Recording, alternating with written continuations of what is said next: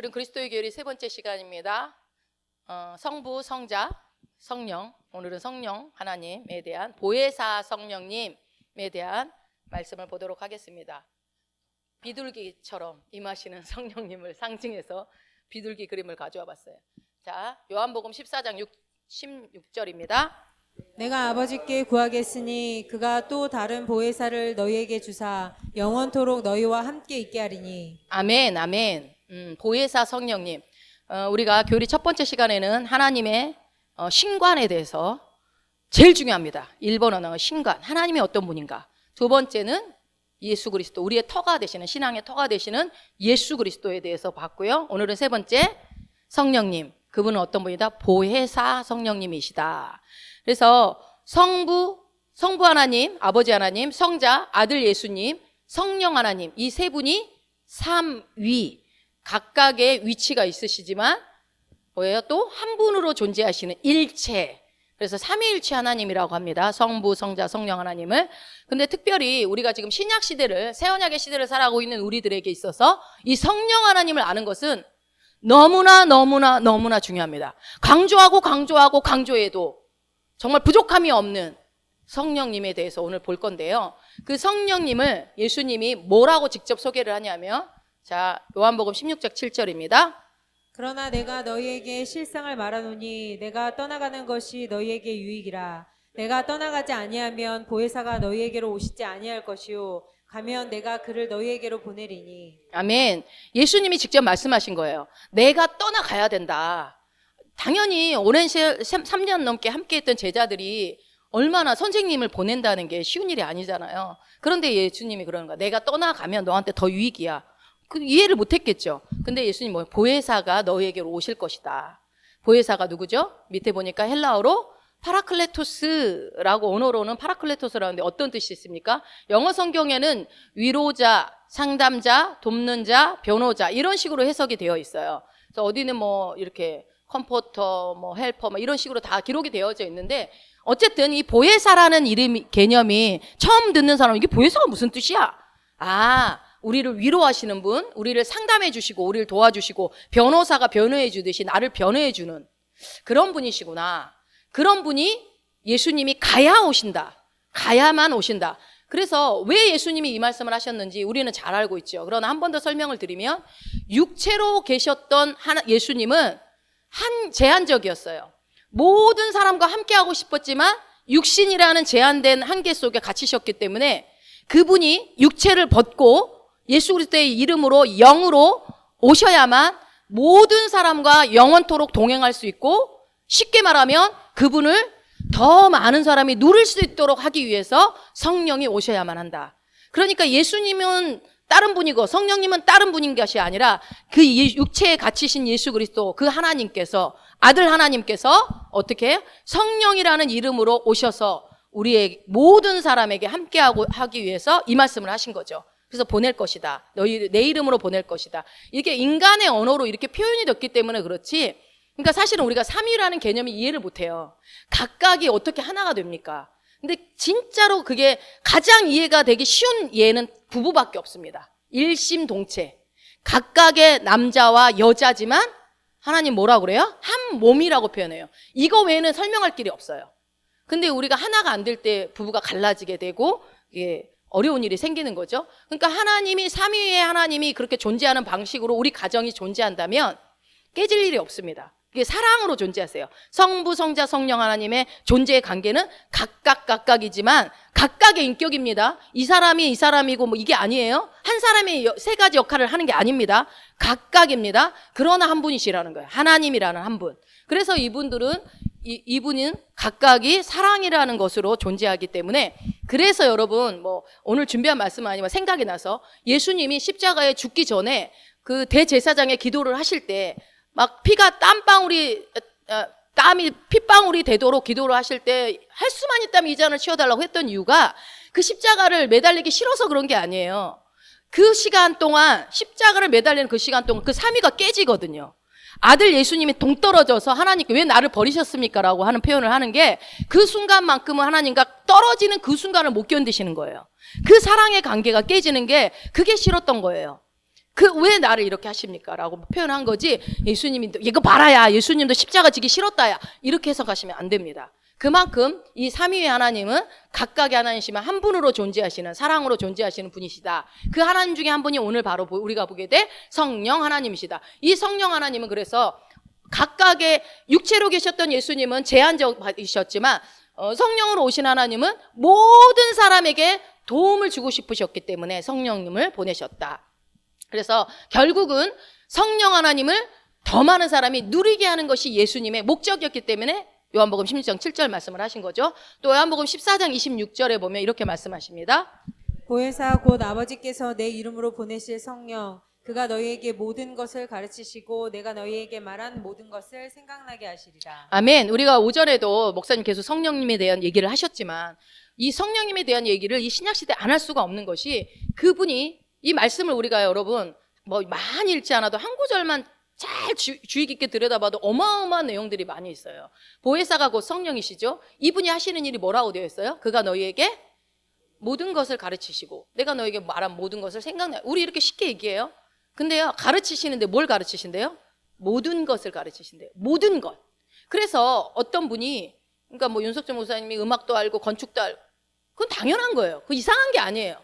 성령님은 그분이 성령님과 동행하시는 삶을 살기 때문에 건축에 대해서도 다 공부하지 않았어도, 여러분 공부해야지 않은 것은 물론 이 세상에서는 그렇지만 그 모든 것이 어디로부터 왔어요? 보이는 세계는 보이지 않는 것으로부터, 보이지 않는 세계에서 왔기 때문에 다 하나님께 온 거예요. 건축이고 음악이고 예술의 모든 영역은 다 하나님께로 온 거예요. 우리가 구약에서 읽어보면 브살렐과 오홀리압에게 성막을 지으라고 할 때 한 땀 한 땀 어떻게 하는지 다 하나님이 알려주시잖아요. 그거 다 예술 하나님이 온 거예요. 그래서 성령께서 어떤 사람은 배우지 않았어도 그림을 기가 막히게 잘 그리는 사람이 있고, 어떤 사람은 배우지 않았어도 막 악기를 혼자서 금방 배워버리는 사람이 있고, 그런 것도 하나님 주신 재능이에요. 모든 것을 가르치십니다. 모든 것을. 그러니까 여러분 우리가 기본적으로 성령님이 나를 가르치겠구나. 내가 어떤 것들을 어떤 영역에서 어떤 일을 할 때 잘 안 된다. 내 능력은 여기까지가 아니라 성령님이 가르쳐 달라고 하면 가르쳐 주시는 거죠. 요리나 아니면 집 고치는 거든, 설계를 하든, 그림을 그리든, 뭘 하든 다 가르쳐 주십니다. 그리고 우리가 들은 말씀을 어떻게 한다고요? 생각나게 하십니다. 그거는 다 경험해 보셨을 거예요. 힘들고 어려울 때 말씀이 툭 생각납니다. 내가 똑똑해서 생각나는 게 아니에요. 성령님이 생각나게 하신다 이겁니다. 그래서 오늘 이 보혜사 성령님에 대해서는 여러분이 너무나 많은 설교를 들었고 여러분이 기본적인 지식도 다 있어요.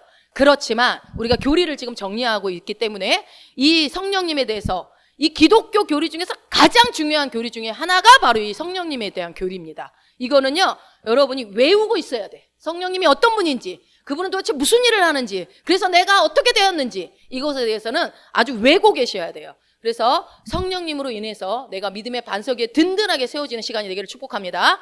자, 먼저 성령님이 우리에게 너무나 중요한 분이라는 이유 중에 첫 번째가 성령님은 성경의 저자이기 때문에 그렇습니다. 성경을 누가 썼다고요? 성령님이 썼습니다. 디모데후서 3장 16절입니다. 모든 성경은 하나님의 감동으로 된 것으로 교훈과 책망과 바르게 함과 의로 교육하기에 유익하니. 아멘. 우리 모두가 다 동의하듯이 믿음의 삶을 살아내임에 있어서 가장 중요한 원칙이, 우리 오늘 오전에도 아이들한테 얘기했는데, 어디다가 무엇을 최고의 권위에 둔다? 말씀을. 그래서 성경의 권위를 인정하지 않으면 우리 믿음 생활 할 수가 없습니다. 여러분, 우리가 모든 게 말씀을 믿고 가는 거잖아요. 야, 하나님 어디 있어? 천국이 어디 있어? 증명해봐. 사람들은 그러죠. 그럼 뭐라고 그래요? 말씀에 써 있어. 에휴, 그거 사람이 쓴 거 아니야. 이렇게 얘기해요, 사람들은. 근데 뭐라고 돼 있어요? 모든 성경은? 물론 쓰는 건 사람이 썼지. 근데 그 사람을 감동해서 쓰신 분이 하나님이에요. 근데 여기서 하나님의 감동으로 됐다라는 말이 성령님이 썼다는 말입니다. 그래서 성경은 지금 몇천 년이 지났어도, 여전히 시간이 지났어도 이거는 베스트셀러 안에도 넣을 수 있을 그런 책도 아니에요. 인간이 쓴 책이 아니기 때문에, 하나님이 쓴 거기 때문에. 그래서 이 하나님의 말씀을 받기 위해서는 누구의 도움이 필요해요? 성경의 저자이신 성령님의 도움이 필요한 겁니다. 당연하죠. 여러분, 그래서 이 성경을 이해하려면 성경의 저자이신 성령님과 친하면 돼요. 성령님과 친밀하면 모든 성경은 하나님의 감동으로 됐다라는 걸 믿으신다면 그러면요 성령님이 가르쳐 주십니다. 말씀을 이해하게 하셔요. 근데 여러분 요한복음 안에 이제 성령님에 대한 얘기들이 많이 나오는데 요한복음을 요한이 왜 기록했는지 아십니까? 우리가 누가복음에 보면 데오빌로 각하에게 이 복음에 대해서 좀 더 자세히 설명할 이유가 필요해서 내가 누가복음을 기록합니다라고 얘기를 하는 것처럼 모든 성경은 기록한 목적이 있습니다. 그러면 요한복음은 왜 기록했을까요? 정확하게 나와 있습니다. 한번 읽어봅시다. 요한복음 20장 31절. 오직 이것을 기록함은 너희로 예수께서 하나님의 아들 그리스도이심을 믿게 하려 함이요 또 너희로 믿고 그 이름에 힘입어 생명을 얻게 하려 함이니라. 아멘. 요한이 이 요한복음을 쓸 때 어떤 계시를 받고 썼냐면 이거를 써서 예수께서 하나님의 아들이시고 그리스도임을 사람들이 믿게 만들어라, 믿게 해라. 그리고 그 예수를 믿으면 우리에게 뭐가 주어져요? 생명이 얻게 된다. 생명을 얻게 한다. 그러니까 결국은 요한복음을 읽는 목적은 뭐예요? 예수 믿고 생명 얻으려면 요한복음을 읽는 거예요. 그래서 예수 처음 믿는 사람한테 권할 때 뭘부터 읽으라고 그래요? 요한복음부터. 그래서 그러는 거예요. 목적이 이래서 예수를 알고 그분을 믿게 됨으로 인해서 영생을 얻게 하려고. 그래서 요한복음을 제대로 읽으면 이 목적이 이루어집니다. 어떤 누구든. 그런데요, 만약에 여러분 내가 요한이라고 생각한다면 굳이 왜 요한복음을 21장까지만 썼을까? 요한이 사도행전의 모든 기적과 이적들을 다 경험한 사람이거든요. 어마어마한 기적이 있었어요. 여러분 초대교회 때는 이 성경에 요한이 뭐라고 그러냐면 여기에 다 기록하려면은 장수가 모자랄 거다. 그러니까는 정말 조금만 기록한 거예요. 왜 그랬을까요? 저 같았으면 거기다가 막 여기다가 막 엄청난 기적, 정말 말도 안 되는 거 내가 직접 봤다 막 하면서 막 이렇게 썼으면 사람들이 예수님이 하나님의 아들인 걸 더 쉽게 믿지 않았을까? 그러지 않았겠어요? 그런데 왜 21장으로 끝내버리냐고. 이사야처럼 막 50 몇 장까지 막 이렇게 60장인가요? 그렇게 좀 쓰면 좋잖아. 그렇잖아요. 왜 이렇게 짧게 끝내냐고요. 왜냐하면 방금 전에 말씀드린 것처럼 성경의 저자는 누구라고요? 요한이 아니에요. 누구예요? 네, 성령님이에요. 성령님이 요한을 감동해서 썼기 때문에 요한에게 쓰라고 한 것까지만 요한은 쓴 거예요. 그래서 우리가 육신적으로 생각하기, 여러분 책이라는 것들을 어떤 작가가 쓸 때는요 보면 서론 본론 결론 이게 들어가야 되고 이거 빼야 되고 하면서 훌륭한 작가들은 그걸 잘하죠. 넣어야 될 거 넣고 뺄 거 빼고. 그런데 인간적으로 봤을 때는 이런 경험이 있는데 이렇게 썼다고? 좀 말이 안 된다. 특히나 요한복음은 보면은 예수님의 기적 이런 것들 별로 없어요. 앞에 짧게 끝나요. 마태, 마가, 누가복음하고는 틀려요. 그래서 이 요한복음은 따로 분리를 하죠. 마태, 마가, 누가하고는 좀 더 다르게. 왜 그랬을까요? 이 신약의 시대를 살아갔던 요한이 성령의 인도를 받아서 썼기 때문에 더 그런 거죠. 그래서 요한이 성령의 인도 가운데 성령께서 말씀하신 데까지 적은 것이 요한복음 1장부터 21장까지예요. 또한 이 요한복음뿐만이 아니라 마태, 마가, 누가복음도 마찬가지예요. 이 신약 시대를 살았던 사도들은요 다 경험했어요.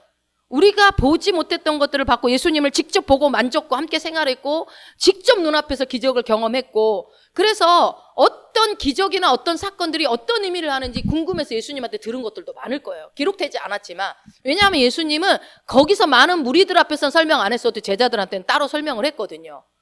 그런데 왜 굳이 여기 이 책에 기록할 때 거기에 대해서 어떤 사건과 어떤 기적을 기록할 때 더 상세하게 기록하고 어떤 신학적인 가치관을 조금 더 신약적 가치관을 좀 더 자세하게 기록해 놨다면 그러면 우리가 좀 더 이해하기 쉬웠을 텐데, 여러분 성경 처음 읽었을 때 다 이해가 돼요?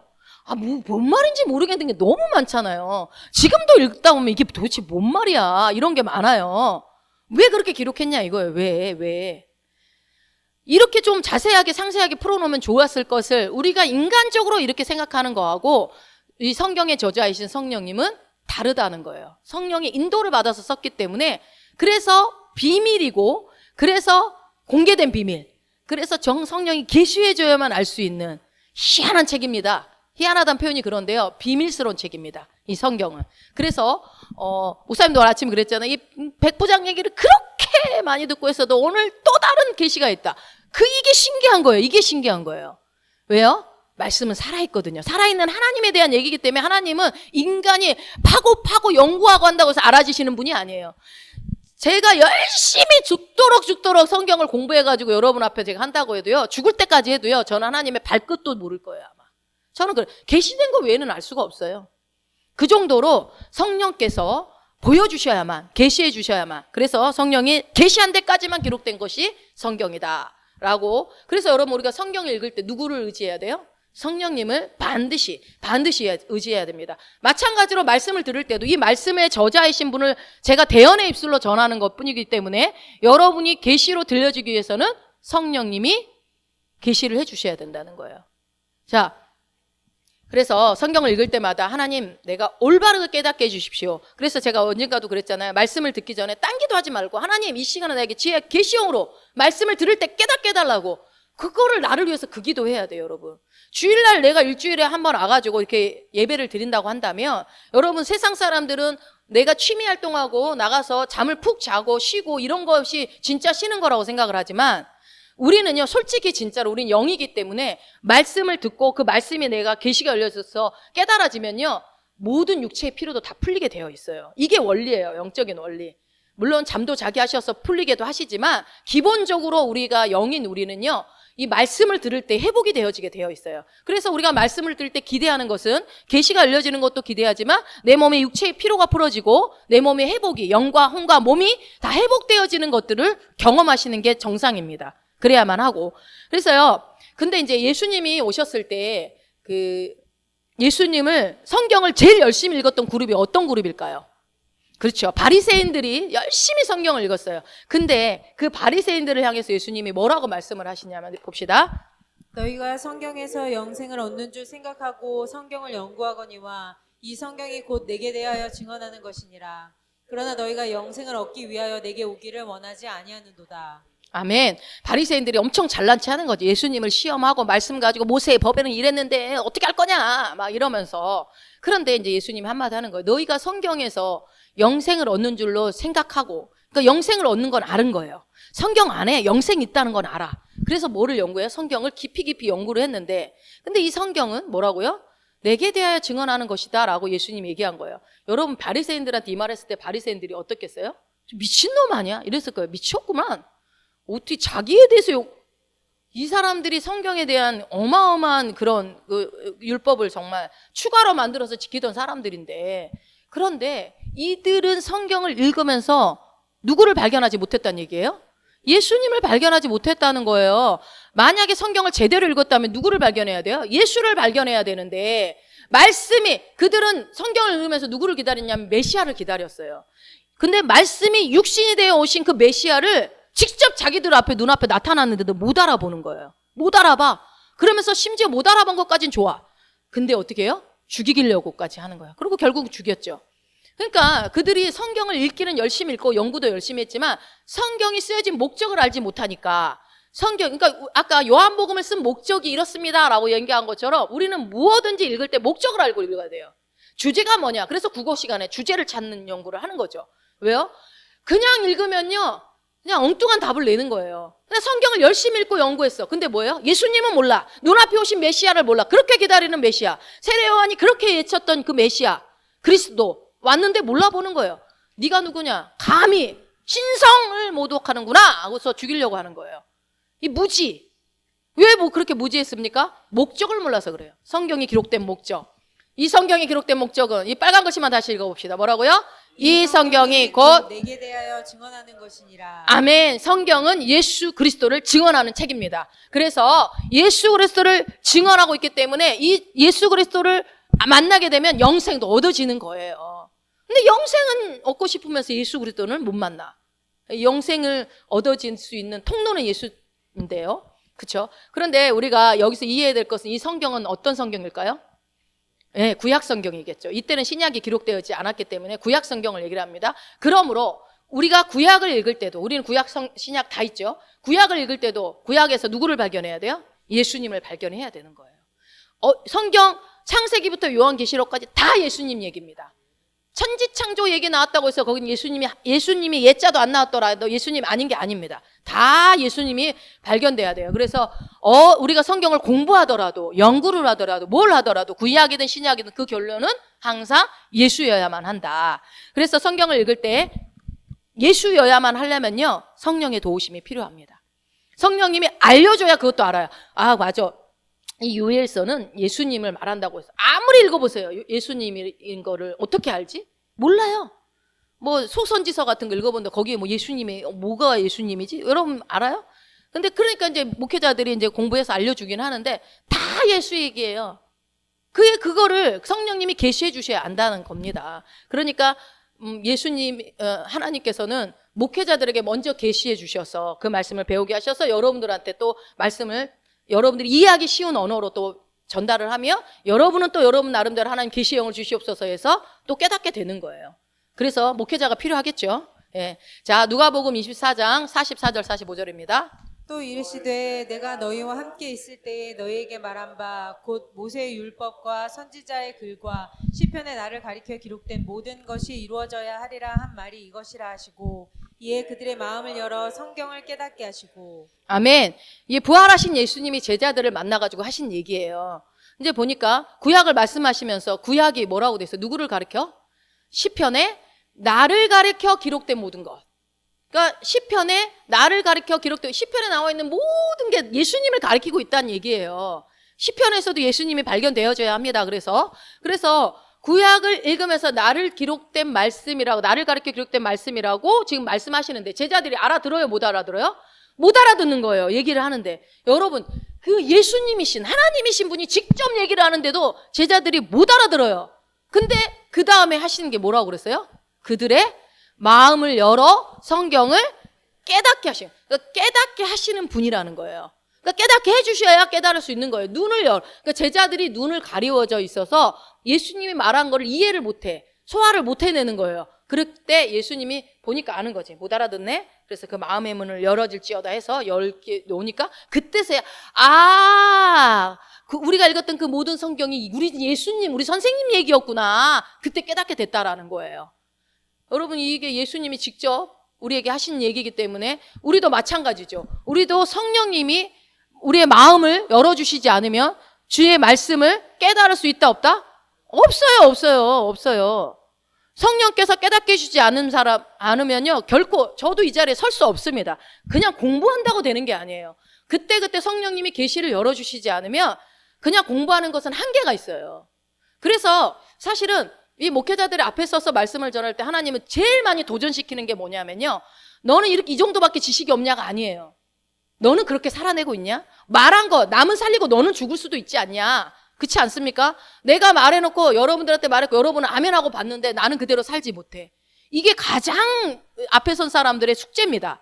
그 말씀을 내가 믿고 살아내는 것들을 뭐 100% 내가 다 못 산다 할지라도 살아내려고 노력하지 않은 것을 할 때에 계시도 한계가 있어요. 이 앞에 선 사람들은 그런 어떤 짐이 좀 있는 것 같아요. 그렇지만 짐이지만 또 한편으로는 그렇기 때문에 주님이 나에게 더 많은 계시가 있죠.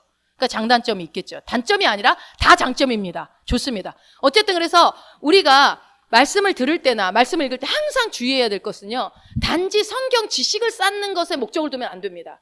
저는 젊었을 때 그랬어요. 성경 지식을 쌓으려고 열심히 읽고요, 열심히 공부하고 신앙 서적 도서를 열심히 막 읽고 막 그랬어요. 그래서 내가 남들보다 기도도 또 좀 더 잘했으면 좋겠고 막 좀 많이 알았으면 좋겠고 열심히.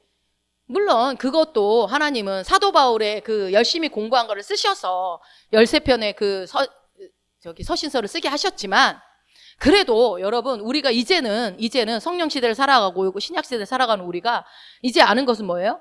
말씀 안에서 지식적인 것들을 쌓는 것보다 나 저 사람 모르는데 나는 알아, 이게 아니라 말씀 안에서 예수님이 발견되어야만 한다. 그래서 예수님이 발견되어야 한다는 말은 무슨 말이냐면요, 인격적으로 예수님을 만나야 된다는 얘기입니다. 써있는 예수님, 글자 예수님이 아니라 인격적인 관계가 맺어지는 관계. 내가 원종호 집사님을 안을 때 인격적인 관계가 유지되기 위해서는 어떻게 해야 되겠어요? 어떻게 해야 돼요? 자주 만나고 자주 얘기하고 친밀해지면 인격적인 관계가 이루어지겠죠. 그러니까 성경이라는 것은 세상에 어떤 도서를 읽고 그거에 관련된 지식을 얻기 위해서 책을 읽는다고 한다면 우리는 그게 아니라 예수님과 더욱더 친밀한 관계로 나아가기 위해서 읽는 게 성경이라는 것입니다. 그래서 성경을 읽을 때마다 우리가 성령님을 의지하는 건 어쩌면 당연한 겁니다. 어쩌면. 이거는 그냥 세상 책이 아니기 때문에. 오직 성경의 저자이신 성령님을 의지해야 합니다. 아멘. 자, 요한복음 15장 26절입니다. 내가 아버지께로부터 너희에게 보낼 보혜사 곧 아버지께로부터 나오시는 진리의 성령이 오실 때에 그가 나를 증언하실 것이요. 아멘. 성령님이 누구를 증언하신다고요? 예, 예수님을 증언하십니다. 여러분은 예수님을 아는 지식 가운데서 계속 자라가기를 원하십니까? 예, 아멘. 우리는 그런 욕심이 있어요. 더 예수님에 대해서 더 알고 싶고, 지식적으로도, 지적으로도, 영적으로도 성장하고 싶고. 그렇다면 답을 알려드릴게요. 성령님을 의지하십시오. 예, 성령님을. 우리가 성령님을 의지하면요, 그분이 계시 지식을 줘요. 그분이 열어주시는 지식이 계시 지식이에요. 그래서 그 계시 지식 안에 하나님이 행하신 일, 그리고 우리에게 주신 것이 무엇인지를 알게 해주십니다. 그러니까 말씀에도 적어져 있어요. 이러이러한 거 줬다. 근데 그것이 내게 되게 하는 것은 성령님이 계시해 주실 때 가능하다는 거예요. 그래서 성령님이 계시해 주셔야 우리는 은혜로 사는 자잖아요. 그 은혜도 깨달을 수 있어요. 말로만 하나님 은혜로다. 그게 아니라 그 은혜를 정말 은혜되게 할 수 있는 분이 하나님이시라는 거죠. 우리가 세상의 영을 받지 아니하고 오직 하나님으로부터 온 영을 받았으니 이는 우리로 하여금 하나님께서 우리에게 은혜로 주신 것들을 알게 하려 하심이라. 아멘. 계속 13절. 우리가 이것을 말하거니와 사람의 지혜가 가르친 말로 아니하고 오직 성령께서 가르치신 것으로 하니 영적인 일은 영적인 것으로 분별하느니라. 아멘. 우리가 세상의 영을 받지 않았대요. 여러분, 우리는 세상의 영이 없습니다. 나는 영이죠. 하나님으로부터 온 영을 받으셨습니까? 아멘, 아멘. 우리 안에 있는 영은 하나님으로부터, 창조주, 이 세상 만물의 주인이신 분으로부터 영이 왔어요. 그게 내가 대단한 존재인 거죠. 그래서 이는 우리로 하여금 하나님께서 우리에게 은혜로 주신 것들을 알게 하는 거예요. 여러분, 나에게 모든 것이 은혜입니까? 뒤돌아보니 다 은혜죠. 어떻게 하나님이 이렇게 나를 이끌어 주셨을까? 은혜다. 정말 은혜다. 모든 게 주님의 은혜입니다. 우리 많이 고백하죠. 근데 그거를 어떻게 알아요? 하나님으로부터 온 영을 받은 자가 알 수 있는 거예요. 그러니까 우리는 은혜를 알 수밖에 없고 은혜로 삽니다라는 고백을 하게 되는 거죠. 자, 그래서 우리가 이것을 말하거니와 사람의 지혜가 가르친 말로 아니하고 오직 성령께서 가르치신 것으로 한다는 거예요. 성령께서. 그래서 밑에 파란 것만 다시 한번 읽어볼까요? 영적인 일은 영적인 것으로 분별하느니라. 예, 성령께서 가르쳐 주시는 것은 영적인 것이라는 거예요. 영적인 것이고 영적인 일은 영적인 것으로 분별한다. 여러분, 왜 우리가 성령님을 의지해요? 내가 영이니까. 그러면 내 삶에 일어나는 모든 일은 무슨 일이에요? 영적인 일이죠. 내가 영이니까 나한테 일어나는 모든 일은 영적인 일이에요. 여러분, 내 앞에 있는 문제가 재정의 문제예요? 건강의 문제예요? 겉으로 보이는 게 관계의 문제예요? 겉으로 보기에는 그 문제예요. 그러나 우리는 영이기 때문에 결국은 뭐예요? 그게 영적인 문제예요. 현실 세계에 보여지는 그 모든 문제는 다 영적인 문제라는 거예요. 그거는 어쩔 수 없어요. 내가 영이기 때문에. 여러분이 아니야 해도 어쩔 수 없어요. 내가 영이니까. 인간이 짐승하고 같아요? 아무리 짐승이 똑똑해봐야 짐승은 짐승입니다. 그렇기 때문에 짐승의 일은 짐승의 일이고 인간의 일은 인간의 일인 것처럼 내가 영이기 때문에 내 삶에 내가 인정하든 인정하지 않든 내 삶에 일어나는 모든 일은 영적인 겁니다. 항상 영적으로 보셔야 돼요. 그래서 이 영적인 것은 영적인 것으로만 분별할 수 있기 때문에 성령님을 인정하지 않으면 내 삶에 일어나는 일이 해석이 안 돼요.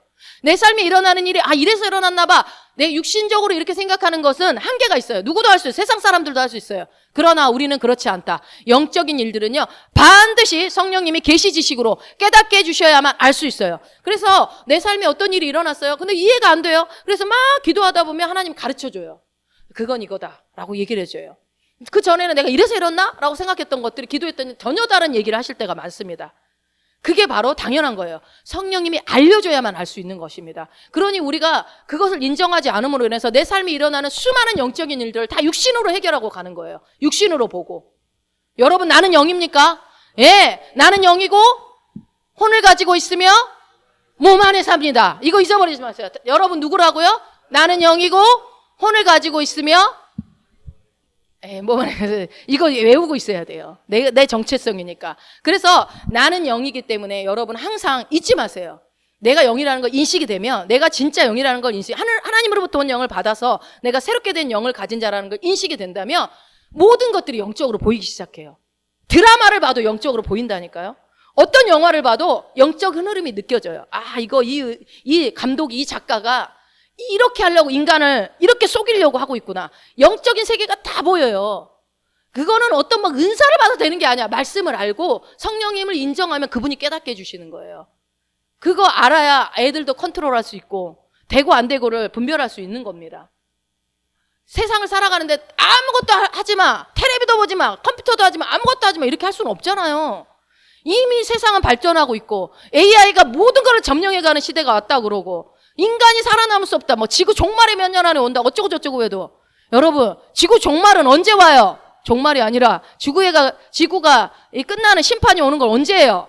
예수님 재림 외에는 절대로 안 와요. 말씀이 최고의 권위를 둔다면 그런 말이 헌혹될 이유가 없어요.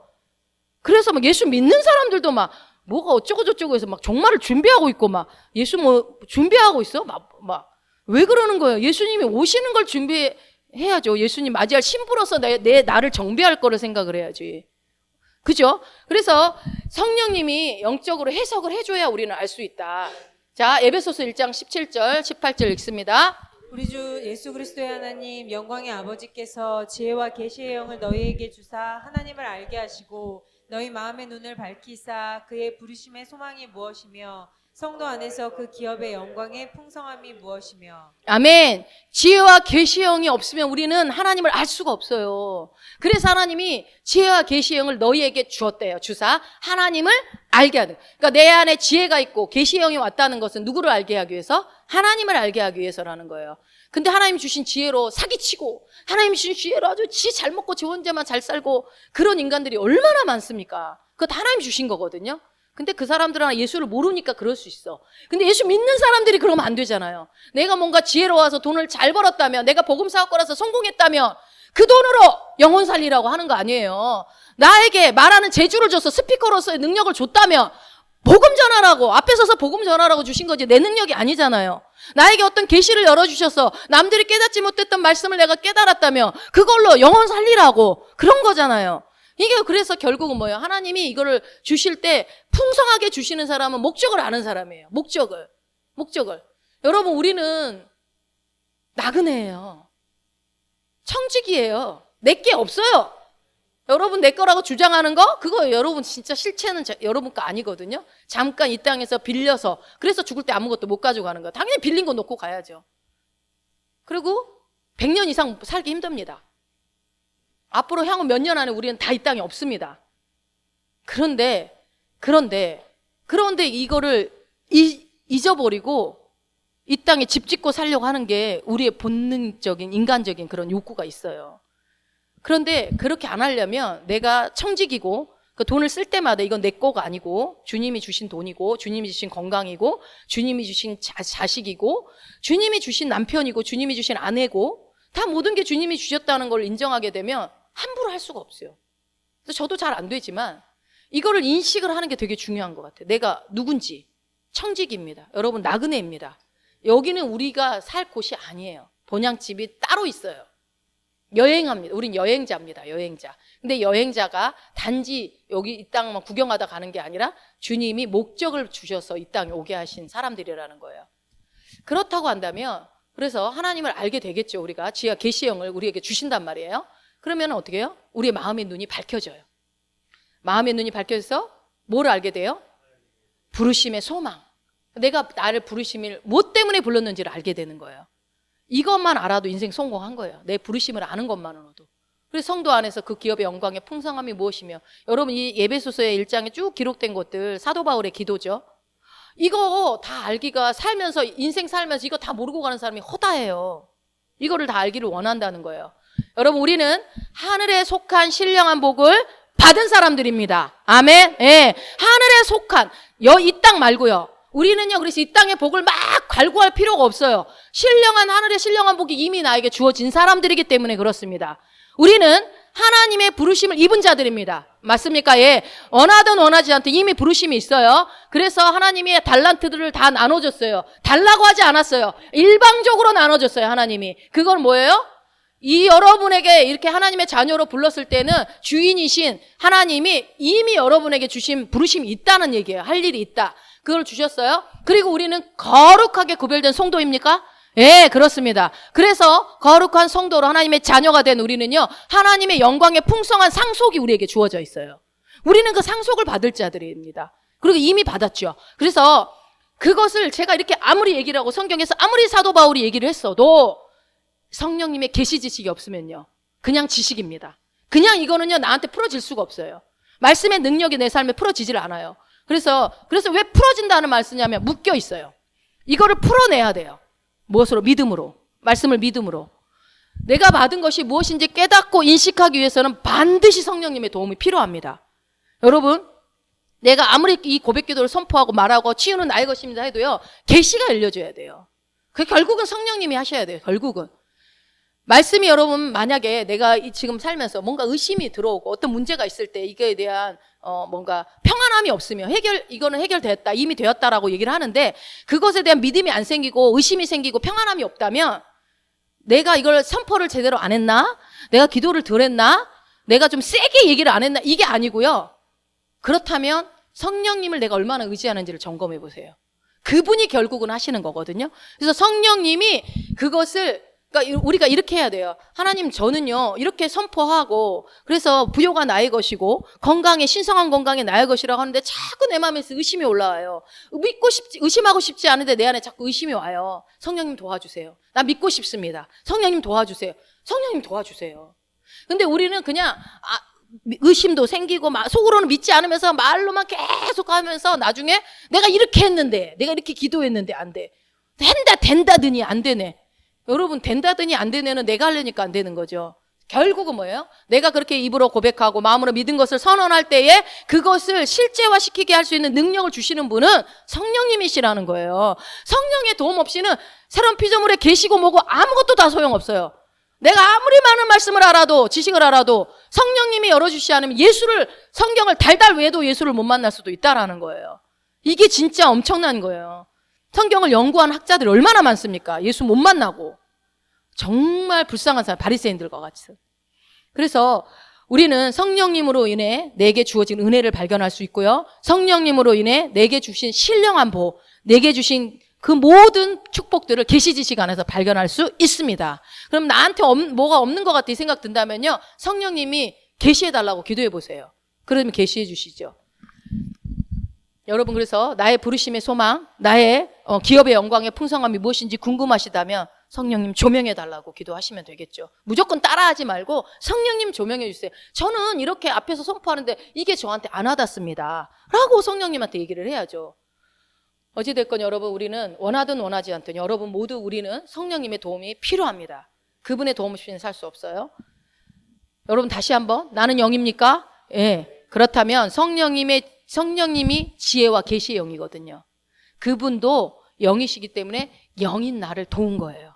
영으로서 나를 돕는 거예요. 성령님은 우리에게 지혜를 주셔서 우리의 삶을 어떻게 하냐면요, 성공으로 이끄십니다. 이미 성공은 우리 안에 주어졌거든요. 근데 그것을 풀어낼 수 있도록 도와주시는 분이 성령님이라는 거예요. 그래서 성령님이 우리가 똑같이 말씀을 들어도 계시를 열어달라고, 성령님 지혜와 계시형을 주셔서 열어주세요 하고서 듣는 사람에게는요, 그 계시가 진짜로 잘 열려져요. 그래서 말씀이 비밀이라고 그러잖아요. 그 비밀이 그 사람한테는 풀어지는 거예요. 왜 똑같이 듣는데 누구는 더 막 계시가 열려져서 삶의 모든 영역에서 축복을 누리는데 누구는 그러한가? 이게 계시의 영을 내가 얼마나 구했느냐, 얼마나 그분의 계시를 내가 받고 있느냐, 이 차이인 거예요. 이 차이. 내가 똑똑해서, 내가 학벌이 좋아서 이게 아니라고요. 여러분, 성령님이요, 이미 예수님이 이루어 놓으신 영적 승리를요 유지하게 해주셔요. 내가 막 고군분투해 싸우는 게 아니라 유지할 수 있는 것도 성령님이시다. 여러분, 그래서 우리가 성령님을 의지하는 건 언제 의지해야 됩니까? 매 순간, every time, 매 순간 그분을 의지해야 되는 거예요. 그래서 말씀을 통해서 내가 받은 은혜 깨닫고 경험하기 원한다면, 그 기업의 영광의 풍성함을 알기 원한다면, 하나님의 지식 가운데서 자라가기 원한다면 성령님을 의지하시기 바랍니다. 자, 아가서 1장 2절도 읽겠습니다. 내게 입맞추기를 원하니 내 사랑이 포도주보다 나음이로구나. 아멘. 아멘. 내게 입맞추기를 원하니 내 사랑이. 이게 뭐, 아가서는 여러분 계시가 우리 한국교 안에 거의 안 열려져 있어요. 근데 아가서 내년쯤에 한번 한번 여러분에게 기회가 있을 거라고 저는 생각을 해요. 저도 잘 몰라요. 아가서는 공부하다가 제가 중단했다고 그랬죠. 이게 뭔 소리야? 근데 여기서 입 맞추기를 원하면 우리 대부분 보면 키스, 그죠? 뭐야, 뭐 성경이 이렇게 기록돼 있어? 이게 여러분 랍비들이 지난 몇천 년 동안, 거의 한 3,000년 동안 이 입맞춤을 뭘로 표현을 하고 있냐면요, 이걸 하나님의 말씀으로 표현하고 있어요. 하나님의 말씀. 말씀의 입맞춤이라고 표현하고 있어요. 근데 이걸 영어 성경으로 보면요, 키스라고 나와 있지 않고 키스라고 나와 있어요. 뭐예요? 복수로 나와 있습니다. 그러니까 그냥 키스 입맞춤이 아닌 거죠. 그럼 무슨 말인 거예요? 이게 하나님의 말씀으로 나에게 입맞춰 주십시오. 이제 이거를 풀어보면 아가서 1장 2절이 하나님 내게 말씀으로 입맞춰 주십시오. 그래서 이게 한 번이 아니라 키스했으니까 뭐예요? 계속해서 말씀으로 입맞춰 달라. 그 말은 뭡니까? 계속해서 하나님 말씀을 내게 입맞춰 주시는 것이 이 포도주보다 더 낫습니다. 세상 그 어떤 즐거움보다 나은 것입니다. 이 말이에요. 근데 누가 이걸 알아? 제가 이렇게 말해주는데 여러분 이거 읽으면서 그 뜻인 거 알았어요? 아니잖아요. 그러니까 계시가 열려지지 않으면 모른다니까요. 그래서 이 말씀은 다른 한마디로 얘기하면 하나님의 말씀에 대한 갈망, 예수 그리스도에 대한 친밀함에 대한 갈망, 그것을 누리고 싶습니다. 그것을 고백하는 말이에요. 아가서가 최상의 사랑의 고백이잖아요. 우리가 하나님 앞에 막 신부로서 신랑 대신 예수 그리스도에게 사랑 고백하는 내용들이에요, 이게. 근데 말씀을 통해 주님 나를 만나달라. 신랑이신 예수님 나를 말씀으로 계속 입맞춰달라. 그렇게 하며 세상 그 어떤 것보다, 그래서 말씀이 꿀송이보다 달달하고 하는 게 그래서 그런 거예요. 성경은요, 알고 보면요, 퍼즐처럼 맞춰지는 말씀이 되게 많아요. 너무 재밌어요. 그래서 우리가 성경을 말씀을 통해서 해야 될 게 뭐냐면 주님을 만나야 됩니다. 그리고 그 주님과 친밀함을 누리는 것이 목표가 돼야 돼요. 말씀은 지식을 쌓을 것이냐, 주님과의 친밀함을 누릴 것이냐. 물론 지식도 쌓아지게 되겠죠. 그러나 단지 지식은 아니라는 겁니다. 그래서 성령님의 도움을 구해야 하고요. 마태복음 4장 4절입니다. 예수께서 대답하여 이르시되 기록되었으되 사람이 떡으로만 살 것이 아니요 하나님의 입으로부터 나오는 모든 말씀으로 살 것이라 하였느니라 하시니. 아멘. 이 말씀에 대해서는 여러분 너무나 다 동의하시죠. 우리는 말씀으로 살아가는 자입니다. 말씀으로 산다는 게 뭐라고요? 하나님과 친밀함을 유지하는 것을 말해요. 나는 말씀으로 삽니다. 그럼 나는 하나님과 친밀합니다. 이거예요. 그 친밀함을 근데 풀어주시는 분이 누구라고요? 성령님. 네, 성령님. 우리는 말씀을 알면 알수록, 그래서요, 성경을 열심히 읽고 말씀을 깊이 알고 신앙이 영적으로 성장하면 성장할수록 그 사람은요, 성령님을 더 의지해요. 성령님을 많이 하는 성령님 입에서 맨날 성령님 하는 사람들의 특징은 말씀을 많이 알면 알수록 그렇게 돼요. 근데 말씀을 모르는 사람은 성령님 잘 얘기하는, 일주일 동안 내가 성령님을 몇 번 불렀나 한번 생각해 봐요. 그러면 내 말씀의 수준이 나오는 거예요. 한 번도 안 했다? 이거 심각한 거예요, 심각한 거.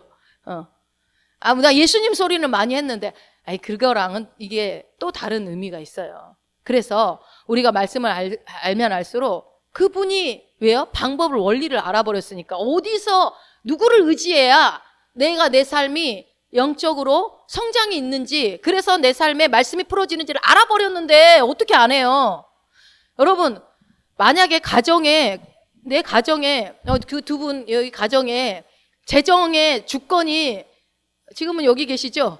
여기 있기 때문에 애들이 돈을 받으려면 누구한테 알랑방구해야 돼요? 여기 가서 할 필요 없잖아. 백날 해봐야 안 나와. 어디 가야 돼? 여기 가서 알랑알랑 거려야지 나오지, 한 푼이라도. 그렇지 않아요? 갖고 있는 사람한테 가야지. 그럼 뭐예요? 내가 내 삶의 말씀의 축복이 풀어지기 원해요? 그러면 어떻게 해야 된다고요? 성령님을 의지하라고요. 하나님, 새로운 피조물이라는데 나는 다 있다는데 왜 안 누려집니까? 성령님, 그분이 비밀이에요. 그분이 열쇠라고요. 그래서 하나님과 친밀해지면은요, 그래서 목사님이 그동안 많이 하나님과 친하면은 언제든지 기도하면 그냥 바로 응답이 된다 하는 게 이거예요, 이거. 하나님과 친밀하려면은 그 친밀함의 그 통로가 성령님이라니까요. 성령님을 통하지 않고 친밀할 수가 없어요. 그러려고 예수님이 가셔서 내가 가는 게 유익이다. 당연하죠. 그 성령님을 통해서 주님 하나님과 친밀해질 수 있으니까. 그래서요, 사도 바울이요, 고린도전서에 어마어마한 말씀들을 많이 하는데, 그 중에 고린도전서 3장 16절. 너희는 너희가 하나님의 성전인 것과 하나님의 성령이 너희 안에 계시는 것을 알지 못하느냐. 예, 나는 하나님의 성전입니다. 그렇습니까? 우리 따라합시다. 나는 하나님의 성전입니다. 그러므로 내 안에 성령님이 계십니다. 아멘. 여러분 이거 인정하는 게 되게 중요해요. 내가 누군지를 알면 그대로 살게 되거든요. 그리고 내가 하나님의 성전이라는 것은 100% 성령이 내 안에 계시다는 얘기이기 때문에, 그래서 여러분 내가 안 믿어지면 성령님을 도움을 요청해도 그래도 안 믿어지면 그냥 말로 해버려. 그냥 자꾸 해버리세요. 자꾸 하면 됩니다. 근데 여러분 우리 안에 내가 하나님의 성전이고 내 안에 성령이 계시다는 이 중요한 교리를요, 우리가 구약에서 발견하는 게 뭐냐면요, 그 요셉이 창세기 이제 39장에 가면 요셉이 나오는데, 요셉은요 형들의 시기 질투로 팔려가요. 그때 아버지 사랑받고 막 색동원 입었던 사람이잖아요. 그러면 요셉 안에 뭐 기술이 있을까요? 뭐 톱질하고 칼질하고 뭐 이런 기술도 없었을 것이고, 또 뭐도 없을까요? 뭐 아무것도 잘하는 것도 없어. 노예로서 필요한, 노예를 팔려갔으니까 어떤 기술도 없고 경험도 없었을 것이고, 그리고 또 뭐야? 할 줄 아는 거 별로 없었을 거예요. 맨날 사랑만 받고 아주 도련님이었잖아, 도련님. 그런데 인맥은요, 노예가 무슨 인맥이 있어요? 남의 나라로 팔려갔는데. 그랬던 그가 보디발이라는 집에 팔려갔어요. 거기서 근데 성실함이 하나님이 있기 때문에 성실하게 일을 했는데, 거기서 뭐 사람 취급을 받습니까? 노예는 여러분 물건이에요, 물건. 그냥 얼마짜리 물건. 근데 조금 뭐 값이 나가는 노예였던 것 같아요. 그 집에 아내가 막 꼬시잖아요. 좀 잘생겼는지 어쨌는지. 그 정도로 꼬셔서 맘대로 해도 상관없는 사람이에요, 그 사람은. 그런데 그거를 피했기 때문에 감옥 간 거예요. 감히 노예 주제에. 안주인이 오라고 하고, 하라는 대로 해야지. 안 그렇습니까? 소망도 없고, 인생의 바다. 이제 더 이상 끝! 그냥 최악이에요, 최악. 요셉이, 도련님이 그냥 최악으로 떨어졌어요. 그랬는데, 물건칩을 당하고 있는 그 요셉을 하나님은 뭐라고 얘기해요? 우리는 인간적으로 봤을 때는, 야, 쟤는 그냥 최악이다. 근데 성경에 뭐라고 되냐? 39장 2절. 여호와께서 요셉과 함께 하심으로 그가 형통한 자가 되어 그의 주인 애굽 사람의 집에 있으니. 아멘. 그의 주인 애굽 사람의 집에 있을 때 얘기예요. 노예로 있을 때 얘기예요. 노예로 있을 때 요셉이 어떤 사람이라고요? 형통한 자라고요. 여러분, 하나님이 나를 보는 것과 세상 사람이 나를 보는 건 틀려요. 그러니까 세상 사람들이 나를 뭐라고 하든 절대 영향받을 필요 없어요. 너는 뭐 몇 등이다, 너는 못생겼다, 너는 뭐 능력이 이거, 그런 말 들을 필요도 없어요. 하나님과 함께하는 자는 형통한 자라고요. 나는 형통한 자입니다. 이렇게 얘기하고 다니셔야지. 아, 너는 왜 이렇게 풀리는 게 없냐? 아니야! 그렇게 보여? 그렇지 않아? 난 형통한 자야. 라고 말할 수 있어야지. 너 이렇게 돈이 없냐? 아니야! 나 돈 많아. 내 통장에는 없지만 내 영적인 세계의 4차원에서 나는 끌어올 수 있는 능력이 내 안에 있어. 이렇게 말할 수 있어야죠. 아, 당장 안 돼도 그 정도 배포는 있어야지, 말씀 가지고요. 그래서 하나님이요, 함께하는 자는 누가 뭐래도 형통한 자라고 지금 말씀하고 있는 거예요. 그러면요, 여러분, 그래서 하나님은요, 우리한테 뭐라고 묻냐면, 너 세상 사람들, 너 뭐 가졌냐? 너 무슨 스펙 있냐? 너 어느 학교 나왔냐? 어느 정도 뭘 했냐? 네 경력이, 이런 거 묻거든요. 내가 가진 거 물어요. 근데 주님은 우리한테 그거 안 물어요. 뭐 묻냐면, 너 누구와 함께 하고 있냐? 물어요. 너 이번 주에 누구랑 같이 함께 갈래? 너 직장 갈 때 누구랑 갈래? 나랑 갈래? 너가 가지고 있는 재능 가지고 갈래? 아니요, 하나님 나라의 성공은요, 잘 들으세요. 하나님과 함께하는 자가 성공하는 자입니다. 그래서 하나님과 함께하고 있는 이 요셉은요, 지금 노예지만 성공한 자예요. 이미 성공. 아, 근데 왜 노예를 하고 감옥에 갇히고 막 그 인생이 왜 그렇습니까? 근데 이번 주에 제가 어떤 말씀 드렸는데 그러더라고요. 요셉이 총리가 됐잖아요. 총리가 돼서 나라를 왕처럼 다스리잖아요. 그러려면 애굽의 언어 잘 써야 되겠죠. 애굽의 문화 알아야 되겠죠. 애굽 사람들의 심리 알아야 되죠. 그러려면 1, 2년 갖고 되겠어요? 애굽을 이해하는데? 그러니 요셉이 이 시간에 노예로서 감옥에서 죄인으로서 갇혀서 있는 시간이 필수로 필요했던 거예요. 이거는 결과론적인 접근입니다. 보니까. 그랬으니까 한 번에 총리가 됐을 때 바로 정치를 너무 잘하지. 너무 잘하는 거예요. 그러니까 여러분, 내가 힘든 시간들이 계속돼요? 그럴 때 어떻게 해야 돼요? 아하, 하나님이 나를 멋지게 쓰시려고 지금 준비 중에 있구나. 나를 쓰시려고 준비 중에 있구나. 그러니까 기왕이면 힘들고 어려울 때 더 웃어버리세요. 하하하하, 나는 잘 되는 사람이다. 나는 형통한 사람이다. 하하하하, 기뻐하세요. 감사하고 막 더 찬양해버리세요. 힘든 일이 있을수록 더 해버리세요. 저는 그래야 된다고. 이게 저는 우리가 사는 아주 최고의 원리고 방법이라고 생각해요. 그러면은 하나님이 야, 넌 정말 단축시켜주잖아요. 시간을 좀 단축시켜줄 것 같아요. 그래서요, 봐봐요. 고린도전서 아까 3장 16절에 성령님이 우리 안에 내주하고 있기 때문에 내가 성령의 전이라고 그랬어요. 그렇죠? 기억나시죠? 그런데 여러분, 하나님이 우리가 사복음서에 보면 앞에서 임마누엘의 하나님이라고 그래요. 임마누엘의 하나님 어떤 하나님입니까? 나와 함께하는 하나님이에요. 지금은요. 물론 함께 하시지만 지금의 하나님은 함께만 하는 정도가 아니라 어떻게 해요? 내 안에 내주하시는 하나님이에요. 여러분, 임마누엘 하나님보다 더 우리는 승격됐어요. 내주하시는 하나님. 그래서 내 안에 성령님이 자리 잡고 전을 삼고 와 계시기 때문에 나는 그 내주하시는 하나님과 그 성령님과 동행하는 거예요. 그러니까 여러분, 내가 주님과 동행하실 것입니까? 여러분의 능력으로 갈 겁니까? 이렇게 묻는 거는 능력으로 가겠다, 뭐 이걸 선택하라는 게 아니라 이미 내 안에 있다는 걸 인정하라는 거예요. 내 안에 성령님이 계시고 그분과 함께 나는 갑니다. 그러니까 출근할 때 어떻게 해요? 성령님, 오늘 출근합니다. 성령님과 저는 같이 갑니다. 오늘 가서도 자로나 우로나 어디로 가나 호의를 받고 어디를 가나 저는 인정받는 자가 됩니다. 하고 딱 하고 가시면 돼요. 길게 기도할 필요도 없어. 어디를 가나 나는 인정받습니다. 내 안에 성령님이 계시기 때문입니다. 라고 하면 되는 거죠. 그래서 봐요. 요한복음 14장 16절입니다. 내가 아버지께 구하겠으니 그가 또 다른 보혜사를 너희에게 주사 영원토록 너희와 함께 있게 하리니.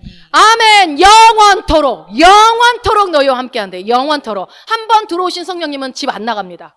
나한테서 도망가지 않으십니다. 내가 무시해서 그렇지, 그분을 문 잠가놓고 안 들여다봐서 그렇지, 그분은 나와 평생 함께 합니다. 그러면 아까 뭐라고 그랬어요? 요셉이 왜 형통했어요? 하나님이 함께하기 때문에 형통했죠. 그러면 내가 그리스도인으로서 성령님을 내주하는 자로 살아간다면 그러면 나는 형통한 자인가요? 아닌가요?